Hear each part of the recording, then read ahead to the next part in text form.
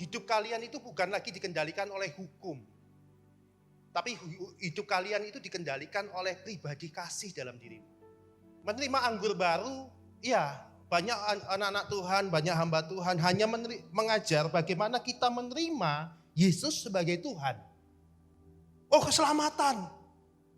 Hanya mengajar sampai titik itu. Tapi ingat, saudara di tempat ini sedang disiapkan kirbat yang baru juga. Saya sedang tidak mengajar anggur barunya tok.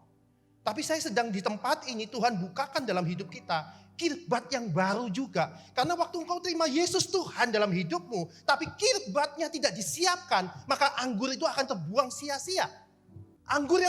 Kirbat anggur yang baru itu apa? Tubuhmu yang adalah bait Allah untuk menampung roh Allah yang akan memanifestasikan kekuatannya. Lah bagaimana kalau engkau menerima Yesus Tuhan, tapi tubuhmu, baitmu itu nggak mau dipimpin oleh roh itu, nggak mungkin. Jadi saudara di tempat ini adalah diajar keduanya. Yesus menerima anggur baru dan menjadi kirbat anggur yang baru. Baitnya, di situ Allah memanifestasikan kuasanya. Saudara nggak? Chris, saya selalu monitor, saya telepon. Gimana Chris? Oh sini. Oke, kita bisa sharing dua hari sekali ya Chris ya. Saya telepon dia telepon saya, dia bergantung. Dan saudara lihat pekerjaannya, itu cuma buah. Bisnisnya dia cuma buah. Keberhasilan dari bisnis itu buah saja. Tapi intinya, makanannya, waktu engkau diremehkan di depan kasir, waktu engkau disalahkan pasanganmu, atau di situ engkau menaklukkan bukan lagi karena hukum, tapi karena kasih dalam dirimu. Kalau engkau cuma menaklukkan karena hukum, engkau hamba. Seorang putra itu tidak menaklukkan diri pada hukum, tapi pada pribadi daripada Bapa. Hamba itu melakukan pekerjaan-pekerjaan tuannya, tapi dia diupah. Tapi seorang putra, dia mengerjakan pekerjaan bapaknya, tapi bukan karena aturan. Karena apa? Tanggung jawab sebagai putra. Itu yang sedang kami ajarkan dan itu yang terjadi dalam hidup kami. Tidak gampang saudara. Untuk saudara menerima hidup yang biasa dipimpin oleh aturan. Oh nanti asar ya, nanti latihan musik. Oh ini aturannya. Kalau enggak ini aturannya. Saudara lebih enak ngikutin aturan aja. Oh ada aturannya. Tapi kalau bicara mengenai dipimpin oleh Kristus, dipimpin oleh hati kita. Oh aku mau berikan lebih. Aku mau berikan lebih. Singkat cerita, satu kesaksian yang saya kasih. Sebelum masuk akhir tahun ini. Saya mau lakukan hal yang terbaik. Satu saat saya masuk ke satu tempat, saya melihat satu orang. Dia pernah berhutang sama kami dan dia tidak mampu untuk membayarnya. Saya lihat dia, aduh kasihan. Tidak sedikit saudara, di atas 500-an juta. Tapi hati ini bicara, datangin dia. Saya datangin dia, saya peluk. Kamu datang ya ke rumah, aku mau berkati kamu. Itulah Kristus saudara. Apa handoko tidak kuat saudara. Tapi saya taklukkan diri pada Kristus. Singkat cerita mereka datang, saya, istri semuanya, kita berdoa, kita rilis, kita lepaskan. Karena tujuan kami bukan uang, tujuan kami bukan yang lain. Tujuan kami adalah Kristus yang adalah pengharapan akan kemuliaan. Mazmur 37 ayat 18, Tuhan mengetahui hari orang tidak bercela dan warisan mereka untuk selama-lamanya. Apa yang saya ajarkan kepada saudara bukan karena saya belajar, tapi karena saya hidup di dalam diri saya. Itu yang saya wariskan nilai-nilai ini kepada diri saudara. Ini yang akan menuntun saudara sampai kapanpun. Dan kekal pasti pengajaran ini. Karena ini yang Tuhan mau dalam hidup kita. Mazmur 37, 17, 25. Sambil diatur poin-poinnya, tolong bukain ayat ini. Mazmur 37 ayat 17 katakan seperti ini. Sebab lengan orang fasik dipatahkan, tapi Tuhan menopang orang-orang benar. Tangan orang fasik dipatahkan, tapi kelemahan orang benar ditopang oleh Tuhan. Ngerti maksudnya? Tuhan yang menopang semua kekurangan kita. Bukan berarti kalau tangan kita ditopang itu berarti kita nggak punya kelemahan. Enggak, kenapa tangan Tuhan nopang kita? Karena ada kelemahan. Amin. Jangan takut dengan kelemahanmu. Karena yang nopang kau adalah Tuhan. Jangan takut waktu uangmu dibawa kabur, waktu kau dibohongin, waktu kau ditipu. Lepasin. Karena apa? Tuhan yang nopang kamu. Pak Arifin, Papa rohani saya, Masuk tahun ini, dia dibohongin orang dengan jumlah yang sangat banyak untuk ukuran hamba Tuhan. Kalau hamba Tuhannya nggak siap, nggak hidup di dalam Kristus, bisa geblak itu. Tapi dia ketemu ngobrol sama saya, dia santai, dia rilis, aku rilis. Ih, Pak, jumlah segini ya, rilis. Nggak apa-apa, tujuannya bukan di situ. Itulah Tuhan. Bagaimana bisa melihat dia muncul Kristusnya kalau dia tidak pernah menghadapi masalah seperti itu? Tujuan masalah-masalah seperti itu ada dalam dirimu. Karena apa? Untuk memunculkan karaktermu yang ada di dalam Kristus. Kenapa Kris ketemu kasir yang model kayak gitu? Apa Tuhan tidak bisa ubah kasir yang tidak baik? Enggak, Tuhan akan kasih kasir-kasir model seperti itu. Supaya apa? Kristus dia muncul. Jadi kita nggak bisa hakimin orang lain. Kalau orang-orang lagi ada masalah, ada dalam kelemahan. Karena apa? Di situ Tuhan sedang menopang mereka. Waktu engkau mencela orang-orang itu, engkau sedang mencela tangan Tuhan yang menopang dia. Makanya saya tidak berani menghakimi orang-orang yang masuk dalam masalah. Karena aku tahu tangan Tuhan sedang menopang dia. 18, Tuhan mengetahui hari-hari orang yang saleh dan milik pusaka mereka akan tetap selama-lamanya. Mereka tidak akan mendapat malu pada waktu kecelakaan dan mereka akan menjadi kenyang pada hari-hari kelaparan. Mereka akan kenyang. Di saat pandemi ini mereka akan kenyang, gak ada masalah. Engkau akan hadapi masalah ini. Tapi waktu engkau berdiri di dalam kasih. Waktu istrimu, orang-orang suamimu atau orang kasir di depanmu atau orang nyerobot kamu. Taklukkan dirimu pada kasih. Itu makanan rohanimu, itu makanan. Itu mana yang dari surga yang akan memberi kamu hidup. Taklukkan itu kepada Kristus. Egomu itu takluk, itu makanan. Jangan buang makananmu itu. Itulah makanan dari surga yang akan membuat kamu, ini loh Tuhan. Banyak orang membuang salibnya waktu dia ada masalah. Dia nyalahin si A, nyalahin si B, nyalahin si Z, nyalahin barang, nyalahin orang ini. Udahlah, makan saja. Kamu nyalahin siapapun masalahmu gak akan berubah. Tapi kalau waktu engkau makan, engkau akan kenal Tuhan. Pilih mana? Kalau saya makan, saudara, tak makan. Seberat apapun saya makan. Sebelum masuk akhir tahun ini saya makan itu makanan itu. Tuhan tunjukin orang ini loh. Oke, datengin peluk, ajak ke rumah. Rilis berkati. Karena saya tahu, itu makananku. Oh, Pak Ando kan jutaan. Kita loh Pak, itu cuma 100 ribu. Loh kalau yang 100 ribu, 200 ribu, 500 ribu, 1 juta, kau nggak mau makan makanan itu, nyalahkan orang terus. Kapan kau dapat makanan yang lebih baik lagi dari Tuhan? Kalau yang kecil aja makanan-makanan yang bubur aja nggak sanggup, masa mau dikasih nasi pedas? Nasi pedas lebih enak daripada bubur. Apalagi babi guling, nggak mungkin. Dan makanan dari Tuhan itu progres, susu, bubur, nasi pedas, babi guling, yang lain itu jasmaninya, dalam rohaninya itu porsinya naik terus. Jadi jangan protes kalau masalahmu makin besar, tapi kemuliaannya juga makin besar. Terimanya makanya penderitaan ringan itu enggak sebanding dengan kemuliaan yang Tuhan sediakan. Kenapa ada ayat itu? Karena Tuhan tahu, makan nak tak kasih yang gede, makan nak tak kasih yang gede. Selalu kayak gitu. Sesungguhnya orang fasik akan binasa, musuh Tuhan seperti keindahan padang rumput. Kelihatannya bagus musuhnya Tuhan, tapi nanti habis. Kelihatannya menang, dia kok menang ya? Orang-orang yang memusuhi kami lihat. Kelihatannya mereka menang, kami ampuni, kami lepasin. Lama-lama gosong, habis orang itu. Loh kok enggak apa-apa ya? Enggak ada apa-apanya dia. Karena apa? Tuhan yang menopang kita. Jadi jangan berebut dengan, itu tanah subur, itu harus aku pertahankan. Iya kelihatannya subur, tapi nanti lenyap sendiri. Tetap berdiri dalam Tuhan, itulah kekekalan. Orang fasik meminjam dan tidak membayar kembali. Tapi orang benar adalah pengasih dan pemurah. Orang benar, pengasih dan pemurah. Bagaimana engkau tahu engkau pemurah? Ya waktu uangmu dibawa kabur, kamu bisa lepasin, itulah kamu pemurah. Waktu engkau dikhianati, kamu bisa ketahuan bahwa kau pemurah atau pemarah, ketahuan. Jadi firman-firman Tuhan itu sebenarnya, firman Tuhan itu gini, pedang bermata dua. Dia menghantam saya dulu sebelum kena saudara. Pasti. Firman Tuhan itu merobek daging saya duluan sebelum saya bagikan ke saudara. Sudah pasti itu. Waktu saya bagikan, makanya firman itu hidup dulu, saya rasakan, saya kunyah, baru saya bagikan. Karena firman itu merobek diri kita duluan. Pedang bermata dua, hati-hati pengkhotbah, hati-hati. Karena firman itu benar-benar pedang bermata dua, ke sini dulu, bukan ke sana dulu. Karena yang paling dekat lah yang kena. mengoreksi diri kita dulu, menguji hati diri kita dulu. Saya ngomong ini karena apa? Ya saya tahu kebenaran itu. Saya lihat kebenaran itu. Visi dan misi kerajaan Allah. Di Kejadian 1 ayat 27-28. Di sini jelas dikatakan Allah menciptakan manusia serupa segambar dia. Lalu Allah berfirman, beranak cuculah. Lah yang dimaksud di sini yang beranak cucu yang mau dilipat gandakan. Maksudnya beranak cucu itu dilipat gandakan. Atau be fruitful. Artinya berbuah. Maksudnya gini lah. Allah menciptakan pohon mangga.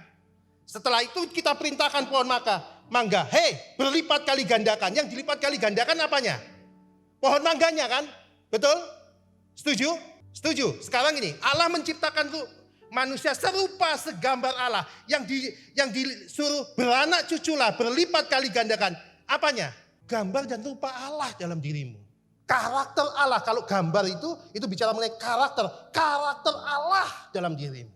Jadi orang kalau tidak bisa beranak cucu, berlipat kali ganda, dalam apa? Dalam karakter Allah, dia sedang hamartia, meleset, berdosa.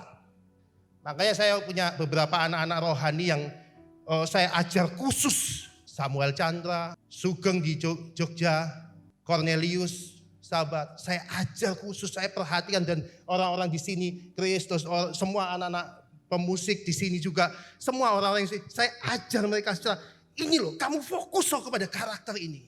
Karena apa? Kita harus berlipat kali ganda. Waktu engkau tidak bisa berbuah, ya bagaimana kita berbuah orang lain suruh nuntut kita dulu dong berubah. Setuju? Jangan minta pasangan kita yang berubah, bukan minta tim musik kita yang berubah, bukan. Kita dulu yang berubah, orang lain lihat buahnya, kok lihat kayak enak ya, orang lain akan melanjutkan itu. Nggak bisa kita nuntut orang berubah, nggak bisa. Jadi waktu saudara nggak bisa beranak cucu, berbuah, yaitu apa yang berbuah? Gambar wujud Allah dalam dirimu, Kristus dalam dirimu. Engkau sedang hamartia, berdosa, meleset daripada tujuan Allah menciptakan kamu. Karena tujuan kita diciptakan Allah adalah serupa dan segambar Allah. Dan Allah perintahkan kita berbuahlah, berlipat kali gandalah. Apa itu? Gambar wujud Allah. Makanya di sini saya ajar, Tuhan ajarkan benar-benar luar biasa dengan apa? Dengan terus mengajarkan kita untuk terus melipat kali gandakan buah kerajaan, yaitu Kristus itu. Itu yang harus terjadi dalam hidup kita. Ada anak-anak yang tidak mau dekat, tidak apa-apa. Tapi mereka menghidupi. Jalan dia hidup di sana. Ada anak-anak yang mau dekat, dia mau nyerap lebih banyak. Ada saya kasih seperti itu. Saya punya waktu untuk itu. Tapi ada anak ya biasa aja. Ya enggak apa, memang semua punya karakter sendiri-sendiri yang saya tidak bisa paksa semua harus sama. Enggak bisa. Sesuai dengan tingkat kesediaan mereka. Ada yang 1 talenta, 2 talenta, ada yang 5 talenta, ada yang 1 mina, ada yang 2 mina, ada yang 5 mina. Itu terserah kita semua sudah dipercayakan. Tapi apa yang sudah dipercayakan itu kau harus melipat kali gandakan. Enggak bisa kamu menyimpan tok. Tak simpan aja, biarin deh. Gini aja. Terus enggak ada lipat kali gandakan. Hati-hati. Enggak boleh. Yang 2 jadi 5, yang 5 jadi 10. Itu harus. Kalau cuma disimpan, udah tahu kebenaran disimpan, kau bertanggung jawab pada Allah yang mencarikan Kristus dalam hidupmu. Amin. Saudara lihat perumpamaan mina itu, talenta. Tapi orang-orang yang gak mau menjalankan talenta yang sudah Tuhan percayakan. Ini bukan masalah uang saudara. Ini mengenai buah. Kau gak bisa berlipat kali ganda. Ini mengenai buah. Ini mengenai kerajaan Allah. Ini bukan masalah talenta. Kreativitas kita ya. Ini bukan. Ini bicara mengenai buah roh dalam dirimu. Yang sudah Tuhan percayakan. Nih, kalau aku percayakan gambar Allah. Nih, aku percayakan Kristus dalam dirimu. Tapi kalau engkau tidak mau menjadi kirbat anggur yang baru. Kau tidak mau menjadi bait Allah. Kau tetap menikmati, biarin itu kayak gitu aja. Biarin gitu. Kamu tidak mau bertumbuh. Menyatakan Kristus dalam dirimu. Sehingga kerajaan Allah dinyatakan di bumi, di surga melalui dirimu. Apa yang terjadi? Baca sendiri ayat ini. Setiap orang yang mempunyai siapa? Kristus. Ia akan diberi sampai kelimpahan. Barang siapa yang tidak mempunyai, apapun juga dia yang ada padanya akan diambil. Kalau barang siapa tidak mempunyai, nggak mempunyai apa? Nggak punya Kristus, dia egois, merasa benar sendiri, merasa benar. Apapun juga, masih punya 1 nasi pun diambil nasinya sama Tuhan. Diberikan kepada siapa? Yang mempunyai. Loh Tuhan tidak adil dong. Yang tidak mempunyai baru mempunyai satu kok dikasih yang lebih banyak. Ya itulah sistemnya Tuhan. Makanya lipat kali gandakan yang Tuhan percayakan. Bukan masalah uang saudara. Mengenai karakternya Kristus. Kalau saudara pelajari ayat-ayat di atasnya, saudara akan ngerti. Ini bukan mengenai talenta pekerjaan atau talenta musik atau talenta khotbah. Ini bicara mengenai buah kerajaan, yaitu Kristus dalam diri. Saya nggak bisa jelaskan panjang lebarnya. Pribadi Kristus dalam kita adalah kunci kerajaan surga.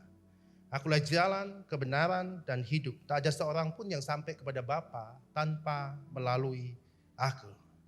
Yesus itu putra. Yesus itu bangga dengan identitasnya sebagai putra. Betul? Bahkan dia mati, bukan untuk kita. Dia mati untuk kehendak Bapanya. Betul? Karena kasih karunia Allah akan dunia ini.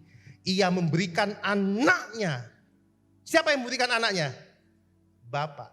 Artinya Bapaklah yang menebus. Melalui siapa? Anaknya. Yang menyelamatkan kita siapa? Bapa. Melalui siapa? Melalui Kristus. Yesus, dia mati untuk kehendak Bapanya.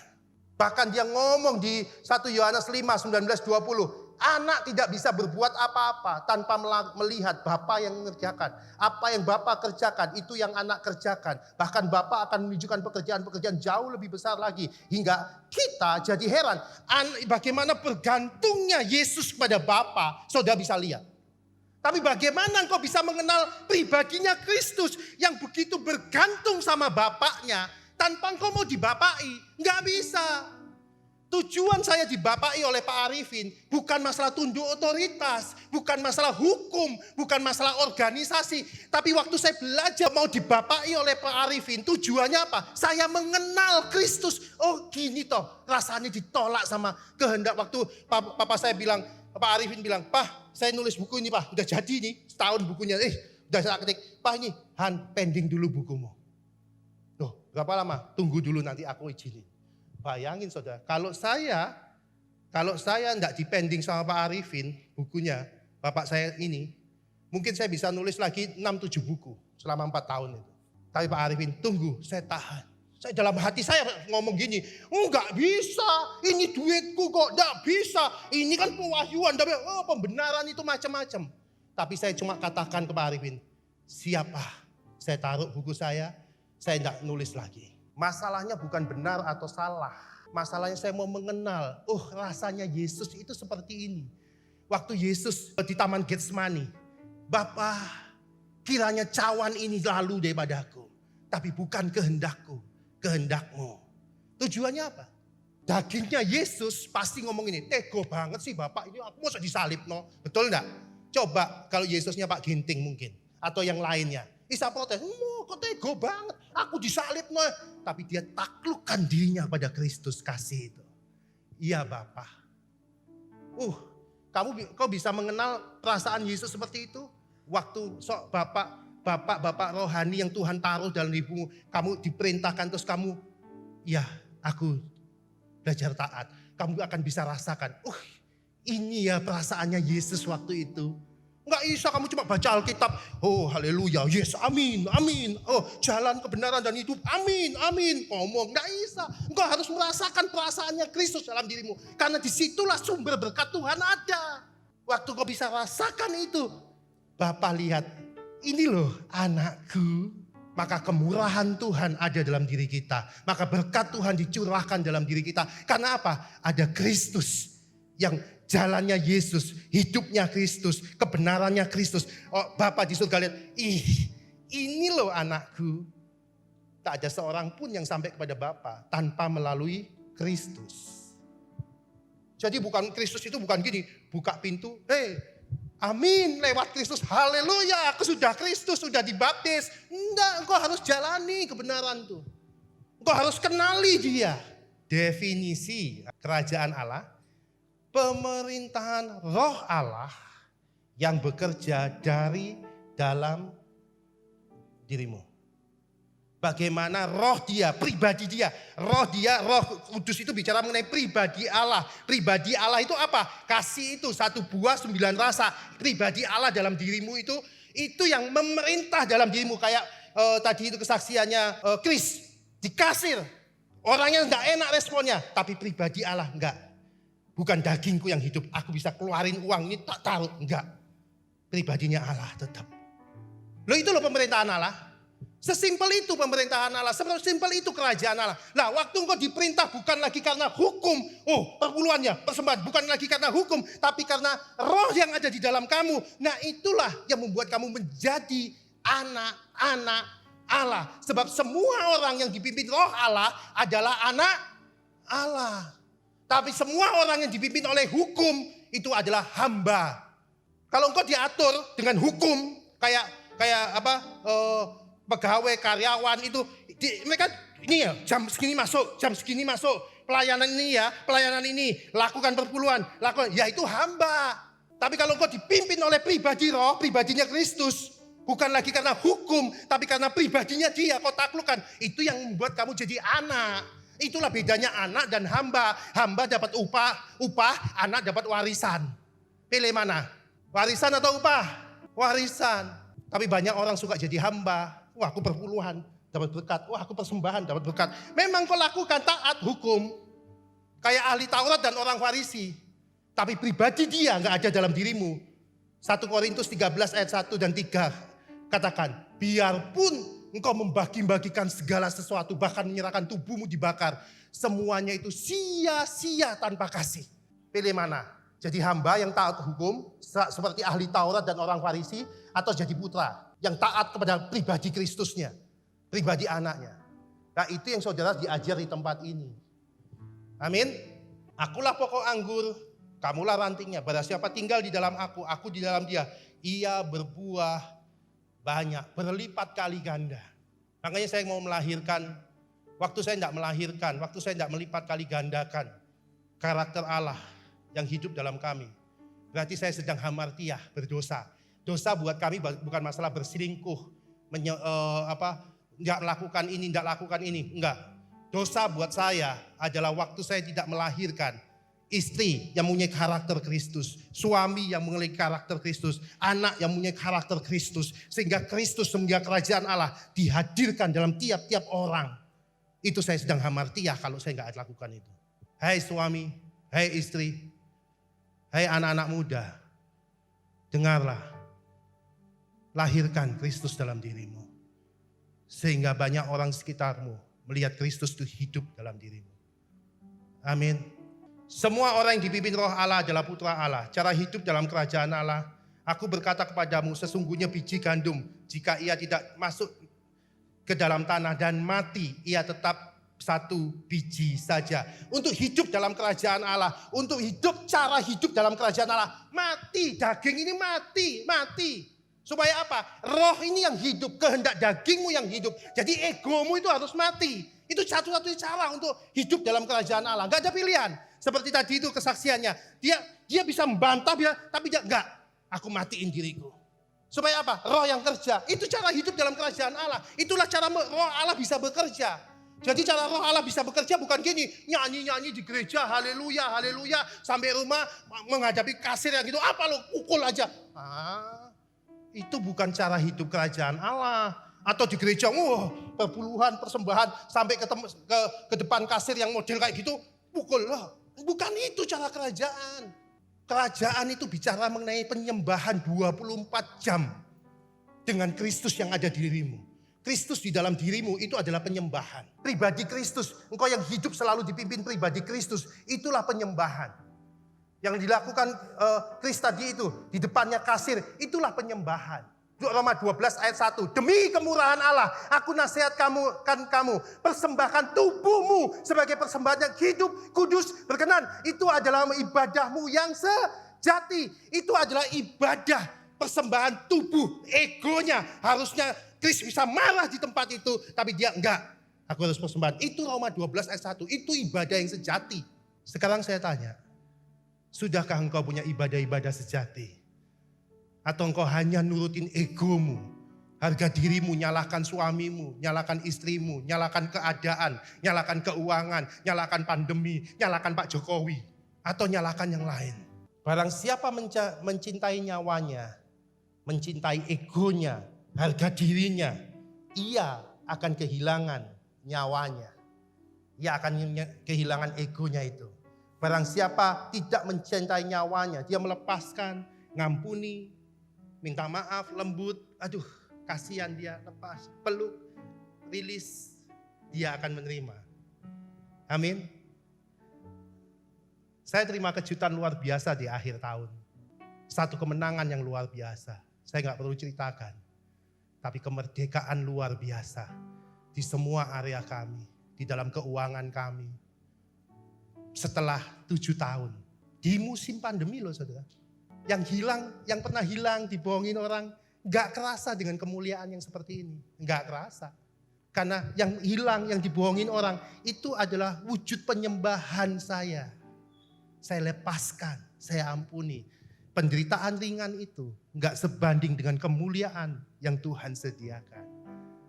Kecepit pintu dapat BMB, siapa mau? Siapa mau kecepit pintu dapat BMB? Siapa mau? Banyak yang mau, tapi mau enggak cepitin pintu? Enggak mau Pak, sakit. Tapi lihat BMB-nya, mau itu Pak. Lah dalam Tuhan itu gitu, engkau harus ngampuni, lepasin. Itu kecepit pintunya itu hal sepele. Di baliknya ada kemuliaan besar yang Tuhan sediakan bagi kamu. Amin. Lihat dan rasakan dari buahnya. Sebab kerajaan Allah, pemerintahan roh Allah itu bukan soal makanan, minuman, bukan soal aturan-aturan, tatanan. Bukan. Bukan soal hukum. Kerajaan Allah itu bukan soal hukum. Bukan bukan masalah perbudakan hukum, bukan. Tapi bicara mengenai apa? Sukacita, damai sejahtera, sukacita yang dikerjakan siapa? Pribadinya Kristus, roh Allah dalam dirimu. Nah, kalau engkau bingung hukum, taat hukum toh, tapi tidak takluk kepada pribadi dia, ya salah engkau mencari kerajaan Allahnya. Kau harus temukan kerajaan Allah itu di mana? Bukan masalah hukumnya. Waktu engkau ada pribadi Kristus, pasti pribadi ini akan mentaati hukumnya, menggenapi semua hukumnya. Saya tetap lakukan perpuluhan, saya tetap lakukan persembahan ini, tetap itu, tapi bukan itu fokusnya. Pribadinya itu yang harus mengerjakannya. Amin. Oh Pak, ini kan gerejanya udah gede, perpuluhanku bukan di sini Pak, di sana. Ikutin aja dagingmu, kamu pasti tidak dapat apa-apa kok. Karena ini bukan masalah perpuluhannya, tapi bicara mengenai engkau makan dan dibangun di mana? Rumahmu di mana? Disitulah Tuhan taruhkan. Kalau rumahmu nggak dibangun di sini nggak ngasih makan kamu, nggak membangun kamu, kasih ke tempat lain nggak apa-apa. Tapi kalau di sini kamu sudah dibangun, dibentuk dan engkau merasakan pertumbuhan dalam hidupmu, lah disitulah rumahmu. Jadi nggak usah masalah tertuduh, wah aku di sana apa enggak. Tapi jangan ikutin dagingmu itu loh saya enggak. Biarpun kamu menyerahkan perpuluhan, aku ngasih perpuluhan biar dilihat. Loh percuma juga menyerahin perpuluhan di sini, tapi untuk dilihat tidak ada gunanya. Tapi lakukan dengan kasihnya itu. Amin. Oh saya lihat banyak sini orang-orang yang saya gembalakan, yang saya monitor, saya ini mereka mengalami back to di area apa pandemi ini. Mulai dari yang Solo, mulai dari yang Bali, mulai yang di luar kota. Bahkan di situasi pandemi ini mereka membangun rumah.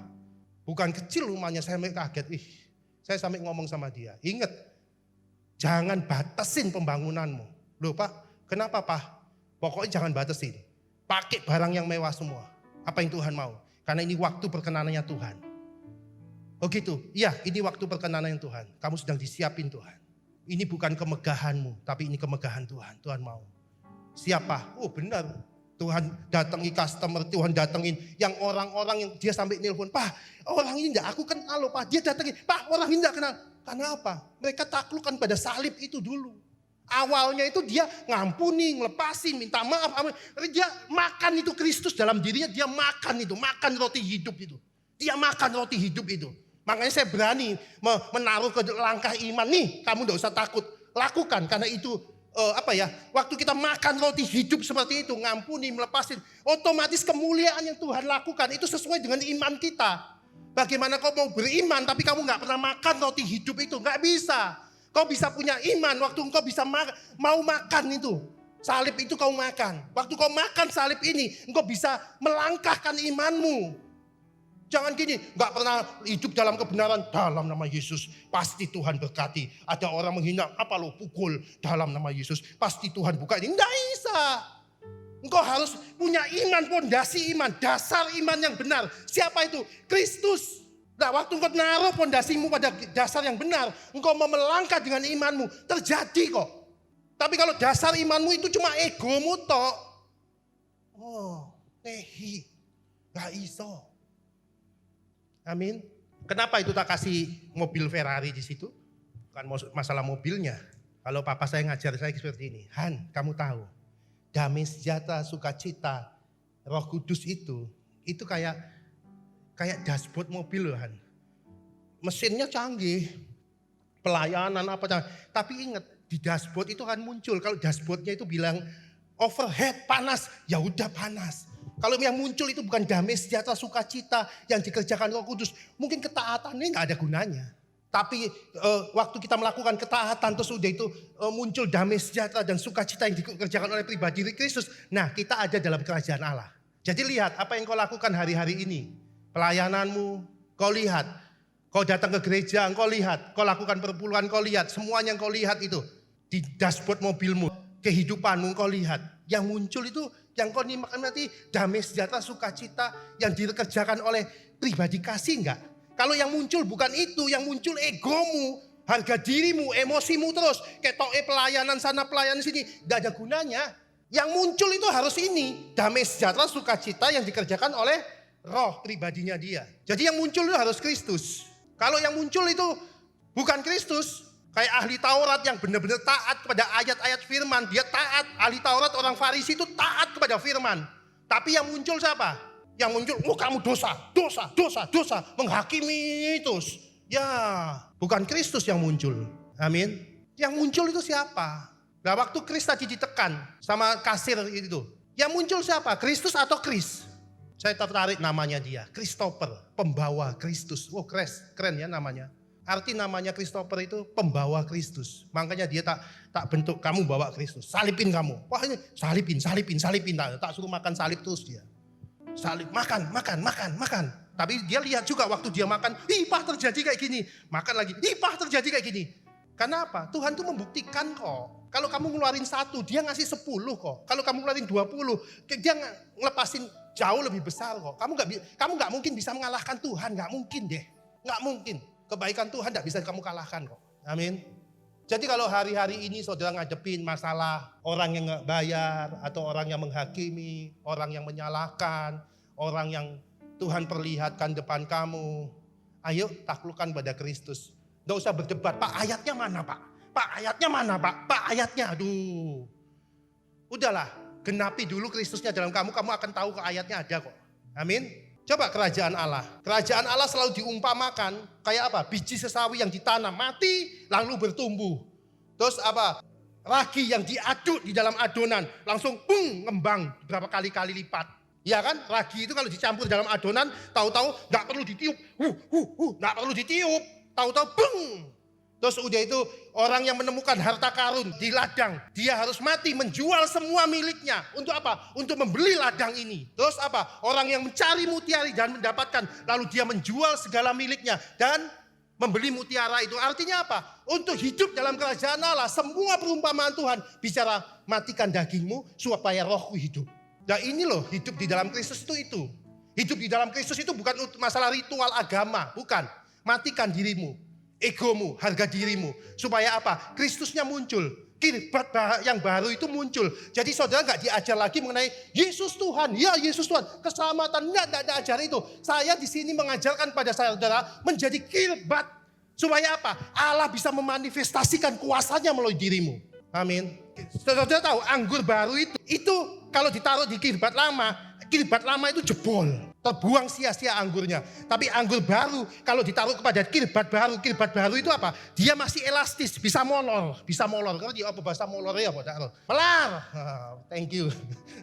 Bahasa itu bisa melar. Jadi waktu dia menerima kekuatan daripada anggur baru yang punya waktu dia berfermentasi, mengembang, punya kekuatan di dalamnya, dia bisa elastis. Iya Tuhannya gini, iya ikutin Tuhan. Jadi dia bisa ngikutin apa yang Tuhan mau dalam dirinya. Begitupun di dalam kehidupanmu. Saya siapkan saudara, Tuhan siapkan saudara menjadi kirbat yang baru. Supaya apa? Bukan kirbat lama.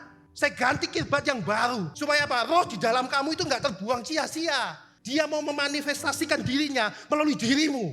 Itu yang diajari tempat ini. Jangan menghakimi, sudah berhenti menghakimi. Tuhan itu menerima orang berdosa. Kalau ada orang berdosa kamu hakimi, emang kamu lebih dari Tuhan. Terima dulu. Amin. Kristus Yesus adalah Injil kerajaan. Saudara Yesus, lihat Yesus. Yesus itu pribadi kasih. Ya itulah Injil kerajaan. Yesus itulah firman hidup. Waktu kamu hidup di dalam dia tinggal di dalam kamu. Kamu di dalam dia, kamu itu firman. Firman hidup. Orang lihat kamu, aku lihat Kristus banget. Kau dihakimi, kau tetap mengasihi, aku lihat Kristus banget. Kamu bukan untuk menjadi terang, kamu adalah terang. Kita ini terang. Terang itu tidak bisa begini. Terang itu ditaruh tempat gelap, tempat terang. Terang itu ditaruh di tempat yang paling remang-remang, dia tetap terang. Terang itu tidak bisa dipengaruhi oleh keadaan hatimu. Oh, aku lagi gak enak, aku gak bisa, pokoknya aku gak mau. Dia ini perasaanku, hormonku lagi naik, gak bisa. Terang itu terang, kasih itu tidak dipengaruhi oleh keadaan. Kau mau dihina, kau disalahkan, direndahkan, kasih adalah jawabannya. Itu adalah identitasmu.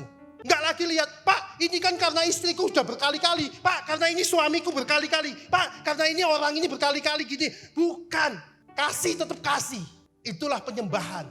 Penyembahan bukannya lagu, penyembahan bukan musik, penyembahan bukan khotbah, penyembahan bukan jadi asar. Penyembahan adalah Kristus di dalam kamu adalah penyembahan. Oh saya ngomong ini saudara, saya nikmati loh saudara semuanya. Saya nikmati, bahkan di masa pandemi ini kami menikmati penyertaan Tuhan. Bagi saya, perjalanan saya di dalam pribadi kasih tiap-tiap hari. Itu tidak nyaman, tapi itu melihat kemuliaan-kemuliaan Tuhan. Nyangkal diri, mikul salib, orang nyalahkan tetap mengasihi. Itu tidak nyaman, tapi di balik itu kemuliaan-kemuliaan Tuhan ada dalam hidup kami. Will, berdiri situ Will. Saudara lihat, Willy masih sesama hitam gak apa-apa. Meskipun hitam dia itu terang saudara. Kan sesama hitam aman ya. Willy, anggaplah dia mercusuar. Dia batu penjuru atau mercusuar. Kalau saudara gak ada mercusuar, sebelum perjanjian baru, sebelum Yesus turun, gak ada itu terang. Ada aturan kok. Masih meraba-raba. Saudara ada di tengah laut, gak ada mercusuar, gak ada lampu. Kira-kira kesasar gak? Kesasar. Tapi waktu Yesus datang, dia menjadi terang. Saudara ada di tempat gelap yang paling gelap. Waktu saudara lihat mercusuar, saudara akan berjalan ke sana. Kadang-kadang ada ombak yang besar, kadang-kadang ada gunung yang besar. Saudara miring gini, belok lagi. Tapi karena lihat mercusuar, gak apa-apa, balik lagi. Kadang-kadang ada ombak, ada batu yang besar di depanmu, engkau belok lagi. Kadang-kadang kau menghina, menghakimi orang lain. Tapi kau lihat batu lagi, kau datang lagi minta maaf. Sorry ya, aku minta maaf. Lagi saudara berjalan lagi tiap hari. Engkau punya perjalanan hidup sepanjang tahun. Sepanjang hidupmu. Tiap hari engkau lihat lagi ada mercusuar. Waktu engkau belok, engkau marah sama orang. Tapi lihat mercusuar, Kristus balik lagi. Sorry ya, aku minta maaf ya. Terus tiap hari, tiap tahun saudara jalan. Mengarah kepada batu penjuru. Pada mercusuar itu. Terus makin hari engkau makin serupa Kristus. Amin. Makanya itu waktu ada orang belok, nyasar, jangan menghakimi. Karena apa? Dia sedang melihat Kristus di tempat itu untuk terus maju lagi untuk dia minta maaf. Pak, aku minta maaf ya aku salah. Ma, aku minta maaf yang salah. Pak, istriku aku minta maaf. Mama, aku minta maaf anak kepada bapak. Terus mengarah kepada mercusuar itu tiap-tiap hari. Tiap-tiap hari sepanjang hidupmu. Itulah penyembahan dalam roh dan kebenaran. Thank you, Will. Saudara, itulah menjadikan Kristus batu penjuru. Di tempat ini tidak ada yang bisa menghakimi siapapun. Di tempat ini semua mengarah pada mercusuar. Kalau saudara jatuh, gak apa-apa. Allah menopang kau. Bukan berarti orang benar itu gak bisa jatuh. Dia jatuh. Tapi itu Allah yang menopang kau. Tapi banyak orang mau jadi Allahnya yang suka menghakimi. Saudara jelas? Sepanjang tahun penyembahan, ya itulah penyembahan tadi itu. Mengarahkan diri pada Kristus. Nah, waktu saudara kesasar, balik lagi. Menjadikan batu penjuru itu dengan tujuan hidup. Pasti sampai kok. Amin. Jangan kamu biarkan orang menghukum kamu mengenai makanan, minuman, hari baru, hari Sabat, bulan baru, tahun baru. Semua itu hanya bayangan saja, sedangkan wujudnya adalah Kristus. Artinya apa? Kau mengarah kepada gambar yang jelas. Kristus. Bukan berarti gini, oh enggak perlu persembahan ini, enggak perlu perpuluhan ini, yang penting Kristus. Enggak, saudara, itu semua hukum-hukum Tuhan itu adalah pasal-pasal yang membentuk kamu untuk kamu selalu ada kepada Kristus. Karena hukum-hukum itu adalah penuntun untuk kau sampai kepada Kristus. Bagaimana kau sampai kepada Kristus? Kalau enggak kau taati, kadang-kadang kau melanggar hukum, enggak apa-apa, langgar aja. Tapi setelah itu tobat lagi, langgar lagi. Jadi terus balik kembali sampai wajah Kristus itu muncul. Jangan gini, wah aku sudah lakukan hukumnya, aku udah hari baru, hari Sabat, bulan baru, perpuluhan, persembahan, aku udah. Tapi Kristusnya muncul, enggak ada gunanya. Untuk apa kau bangga dengan potongan pasal-pasal ini? Wajahnya nggak ada sama kamu, nggak ada gunanya kan? Tapi biarkan pasal-pasal ini membentuk wajah Kristus. Nah, waktu wajah Kristus ada dalam kamu, nah itulah kemuliaan akan kemuliaan. Haleluya. Yang satu harus dilakukan, yang lain jangan diabaikan. Artinya itu rangkaian tugas dan kewajiban hidup dalam kerajaan Allah. Mati untuk Kristus, mati gampang saudara. Mati untuk Kristus, kamu menyangkal Kristus, ayo. Kalau enggak tak sembelih, paling 2-3 jam selesai. Hidup untuk Kristus saudara, itu sulit saudara. Tanpa Roh Kudus dalam kita enggak mungkin. Karena apa? Kita harus mati tiap hari. Kalau mati buat Kristus, ayo kamu enggak ngaku Yesus tak boleh kamu. Ya udah, blak mati. Tapi hidup dari Kristus saudara, hidup buat Kristus, dihina tetap mengasihi, disalahkan tetap memberkati, dibawa kabur uangnya tetap mengasihi dia. Oh itu mati tiap hari saudara. Nah itulah kirbat baru. Makanya Paulus gini ngomong, saya itu protes dengan sukacitamu di dalam Kristus. Karena itu kematianku tiap hari. Artinya apa? Waktu orang diajar mengenai Kristus nggak bisa terima, kita tetap mengasihi. Wah, diajar lagi, bawa masalah lagi, kita tetap mengasihi. Itu butuh kematian saudara, ngajarin orang untuk hidup di dalam Kristus. Itu butuh kematian saudara. Kematian daging kita. Apa enggak sadar-sadar. Kalau kita itu lihat gregetan, kalau orang dunia tak gituin sama aku. Tapi dalam Kristus nggak bisa, tetap harus peluk, tetap harus kasihi, tetap harus merendahkan diri di bawahnya dia. Tanya istri saya itu sampai pernah untuk satu keluarga ini waktu itu tinggal di rumah saya, tidur di rumah saya untuk mendamaikan mereka. Saya itu sampai kepukul sama istrinya, dipukul sama istrinya. Saya harus peluk. Nggak gampang saudara. Ya sayangnya. Nggak gampang. Dan kita tetap harus di bawahnya dia. Oh kalau Handoko dulu, tak bawain celurit dari bawah saudara. Tak gituin. Di dalam Kristus kita tetap peluk dia. Karena tujuannya bukan dia berubah atau dia tidak berubah, enggak. Tujuannya Kristusku hidup. Karena itu penyembahan saya. Penyembahan saya itu bukan dia berubah. Dia enggak. Supaya Kristus saya itu hidup. Karena ini penyembahan saya.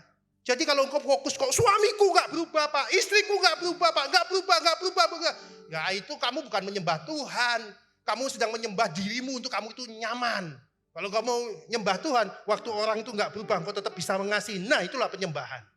Loh ini loh jelas. Galatia 4 ayat 19. Hai anak-anakku, karena kamu aku menderita sakit bersalin.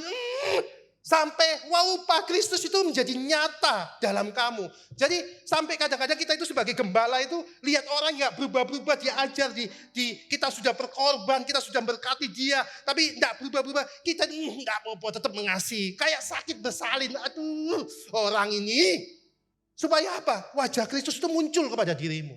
Jadi nggak gampang saudara jadi hamba Tuhan, itu nggak gampang. Enak jadi hamba Tuhan yang sembarangan itu, wah itu nggak benar.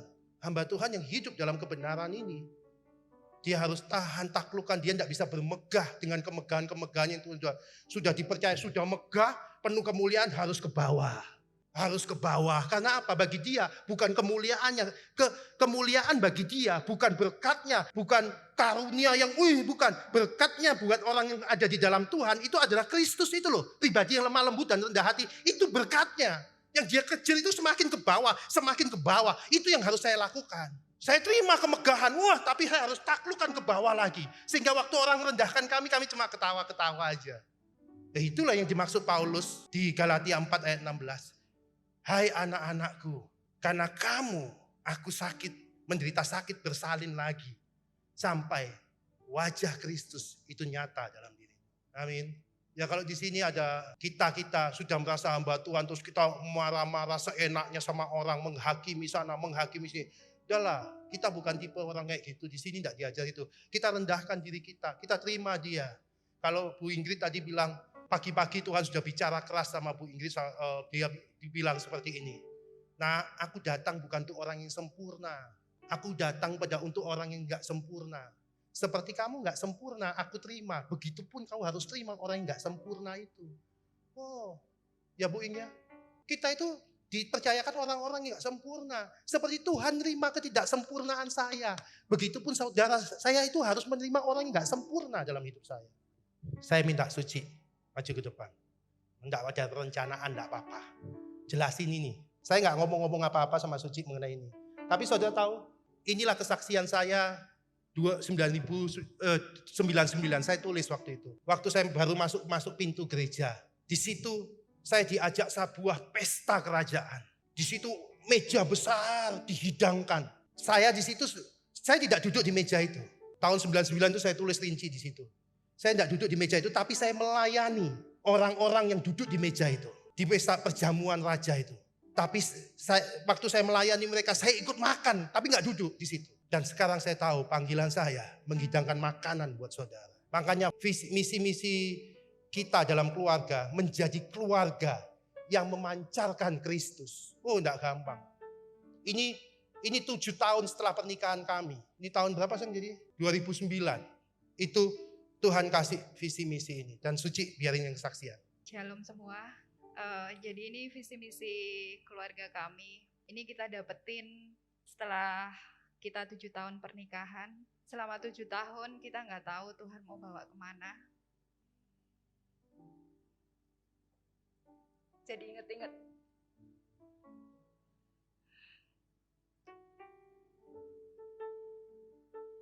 Tuhan terlalu baik buat hidup kita. Dalam pernikahan kami penuh penyertaan Tuhan. Sehingga dalam 7 tahun itu kita benar-benar ngalami yang namanya kemurahan, kebaikan Tuhan. Mungkin orang melihat sesuatu yang bisa dilihat ya. Tapi waktu itu kita di dalam pernikahan, kita belum punya tempat tinggal. Kemudian waktu mau menikah Pak Handoko bilang, kamu mau minta tempat tinggal yang di mana? Ya saya ditanyain gitu, saya nggak tahu. Saya kan nggak tahu Bali. Dia nanya mau rumah yang di mana gitu. Tapi saya minta nggak apa-apa, nggak usah harus rumah. Karena kita masih berdua. Kalau mau kos, nggak apa-apa gitu.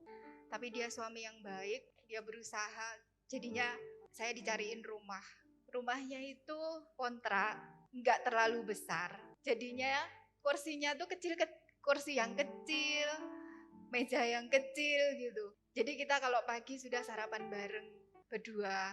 Terus jadi saya bilang kita ini kayak sandiwara ya gitu. Maksudnya makan bareng di tempatnya kecil, kursi sama pokoknya barangnya kecil-kecil gitu. Terus singkat cerita, ada hamba Tuhan tuh mau nginep di rumah kita. Setelah itu pagi-pagi saya bangun mesin cuci, kita beli mesin cucinya tuh bukan mesin cuci yang baru, jadi mesinnya second gitu. Pagi-pagi nyuci, kan mesin cucinya itu ngeringin ya, suaranya gorok. Habis gitu goleng gitu, gubrak gitu. Habis gitu saya aduh tamunya bangun ini gitu kan. Tapi puji Tuhan nggak bangun, masih bisa istirahat. Masih istirahat, saya gini, aduh terima kasih Tuhan, saya nggak bangunin gitu, karena kan malam pelayanan sampai malam gitu. Akhirnya udah singkat cerita, tiba-tiba suami pagi-pagi baca koran, yuk kita ini ya ke Jimbaran, nawar rumah gitu. Saya gini, nawar rumah, terus nanti bayarnya pakai apa? Nggak apa-apa, nawar kan nggak pakai uang, jadi cuma nawar aja. Nanti kalau kita beli, baru kita perlu uang gitu. Oh ya sudah, akhirnya ke Jimbaran nawarlah rumah. Waktu itu enggak dikasih, ya sudah, orang kita juga nggak ada uang, terus pulang. Tapi singkat cerita, ditelepon, akhirnya dikasih, Pak, tak kasih rumahnya gitu. Nah gimana ya gitu. Akhirnya singkat cerita kita, ya kalau memang Tuhan izinin di situ kita disediain. Gitu. Akhirnya orangnya itu datang, Pak Handoko janjiin jam 2:30 ya ke toko saya gitu. Setelah itu ke toko kita sebelum jam 2:30 kita datang, Pak maaf kita kan janjinya 2:30, nggak apa-apa kita tunggu. Kita belum ada uang itu. Akhirnya duduk, setelah duduk ya udah kita tunggu waktu aja. Tapi tiba-tiba ada tamu dan dia belanja nggak seperti biasanya yang tamu-tamu kita. Dia kasih DP-nya itu pakai dolar dan dolarnya itu kalau dirupiahkan itu sesuai dengan janji kita waktu kita mau kasih DP itu. Buat saya akhirnya terus dibayar sama-sama di meja pegawai kami, terus Pak Andoko, saya, terus depannya ada tamu, sebelahnya itu ada yang punya rumah. Jadi udah hitung-hitung semuanya, tamunya sudah selesai, akhirnya uang itu dikasihkan sama yang punya rumah itu, nggak sempat masuk di brankas. Jadi ya di meja itu, langsung udah dikasihkan ke orangnya ini.